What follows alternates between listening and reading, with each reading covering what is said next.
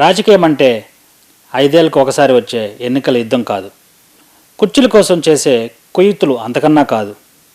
ప్రజల గుండె చప్పుడు తెలిసి ఇచ్చిన మాట కోసం నిలబడే ఒక నమ్మకం. చరిత్ర పుటలను ఒకసారి తిరగేస్తే ప్రకాశం జిల్లా రాజకీయాల్లో అద్దంకి క్షేత్రానికి ఒక ప్రత్యేక స్థానం ఉంది. పల్నాటి పౌరుషానికి, రాజకీయ చైతన్యానికి ప్రతీగా నిలిచిన నేల ఇది. ఒకప్పుడు ఫ్యాక్షన్ నీడలు, కరెంటు కష్టాలు, గొంతుల రోడ్లకు కేర్ ఆఫ్ అడ్రస్గా నిలిచిన అద్దంకి ఈరోజు ప్రగతి చక్రాలపై పరుగులు తీస్తుంది.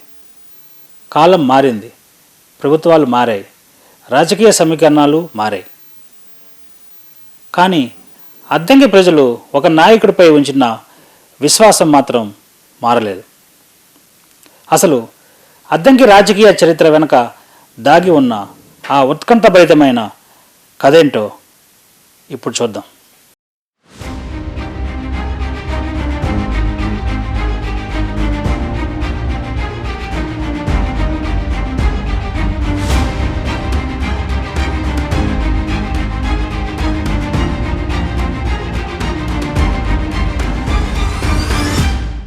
అద్దంకి ఈ పేరు వినగానే ఒకనాటి రాజవైభవం గుర్తొస్తుంది.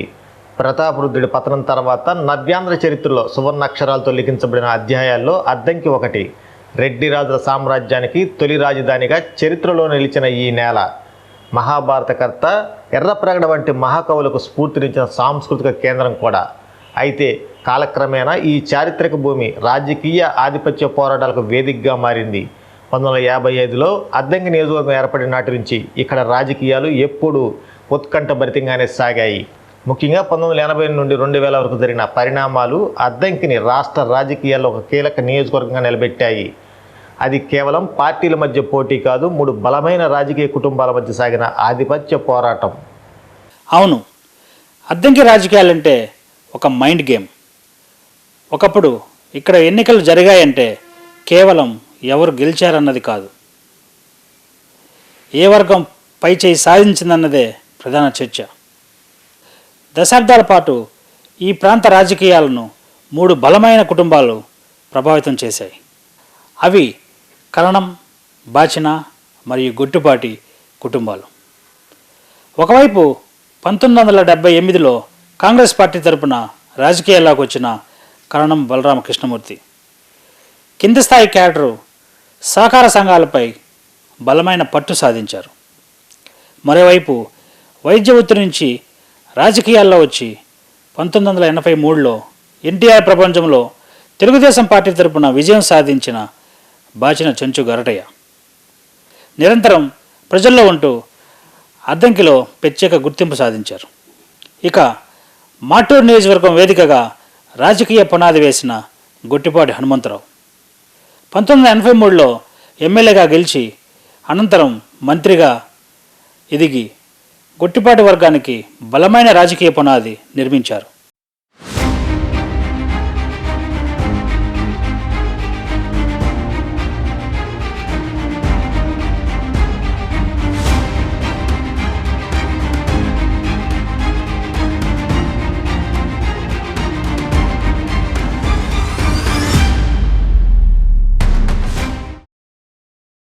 ఈ 3 కుటుంబాల మధ్య సాగిన రాజకీయ పోటీ సామాన్యమైంది కాదు.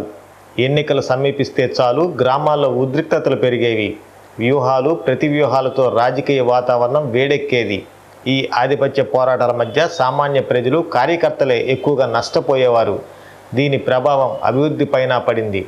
సుసంపన్నమైన చరిత్ర కలిగిన అద్దంకి సాగునీటి కొరత, తాగునీటి సమస్యలు, పరిశ్రమల లేమితో వెనుకబడిపోయింది. రాజకీయం అంటే కేవలం వర్గ పోరాటాలేనా, ప్రజల సమస్యలను పరిష్కరించే నాయకత్వం ఎప్పుడు వస్తుంది అనే ప్రశ్న ప్రజల్లో బలంగా వినిపించిన సమయం అది. నిజానికి ఒకప్పుడు అద్దంకి అంటే వర్గ పోరాటాలకు ప్రతీక. అలాంటి పరిస్థితుల్లోనే ఒక యువ నాయకుడిగా గొట్టిపాటి రవికుమార్ రాజకీయ ప్రస్థానం ప్రారంభమైంది. అద్దంకి రాజకీయాల దిశను మార్చిన ఆ టర్నింగ్ పాయింట్ ఏంటి? ఒక కొత్త తరం నాయకత్వంతో ఇక్కడ రాజకీయాలు రూపురేఖలు ఎలా మారాయి ఇప్పుడు చూద్దాం.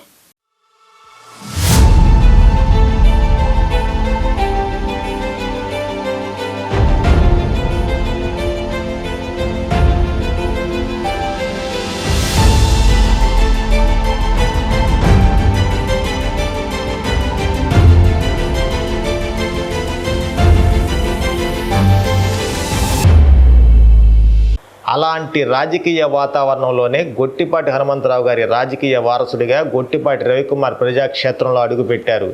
మొదట మార్టూరు నియోజకవర్గం నుంచి తన రాజకీయ ప్రయాణాన్ని ప్రారంభించిన ఆయన 2008 నియోజకవర్గాల పునర్విభజన తర్వాత అద్దంకిని తన ప్రధాన రాజకీయ వేదికగా ఎంచుకున్నారు. దశాబ్దాలుగా కొనసాగుతున్న వర్గ పోరాటాలకు స్వస్తి పలుకుతూ అభివృద్ధి కేంద్రంగా రాజకీయాలను మలచాలనే లక్ష్యంతో ముందుకు సాగారు. పాత విభేదాలను పక్కన పెట్టి ప్రజల సమస్యలను నేరుగా తెలుసుకుంటూ ప్రజాసేవకు ప్రాధాన్యం ఇచ్చే రాజకీయ శైలిని అవలంబించారు.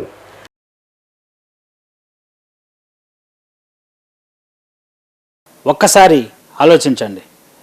రాష్ట్రంలో రాజకీయ గాలులు ఎటు వీచినా 2004 నుంచి వరుసగా 5 ఎన్నికలలో ప్రజలు గొట్టిపాటి రవికుమార్కే ఎందుకు అవకాశం ఇస్తున్నారు? ఈ విజయాల వెనుక ఉన్న కారణం ఏంటి? ఆయన చేపట్టిన అభివృద్ధి కార్యక్రమాలు ఏంటో చూద్దాం.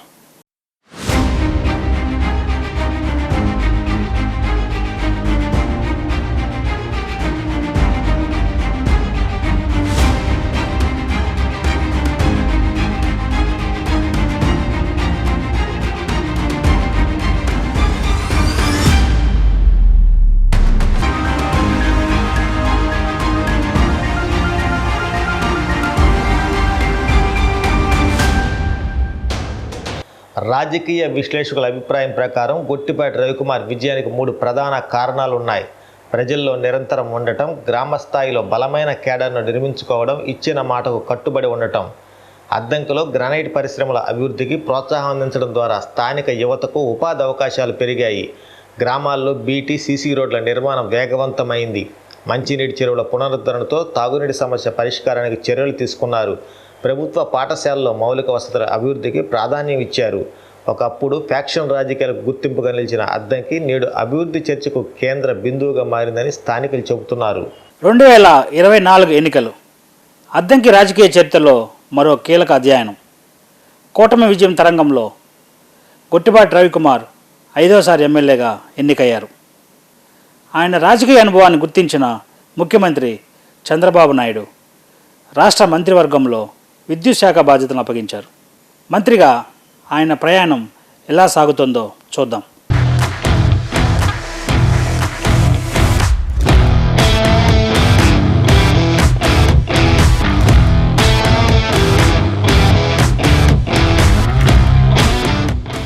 గొట్టిపాటి రవికుమార్ అనే నేను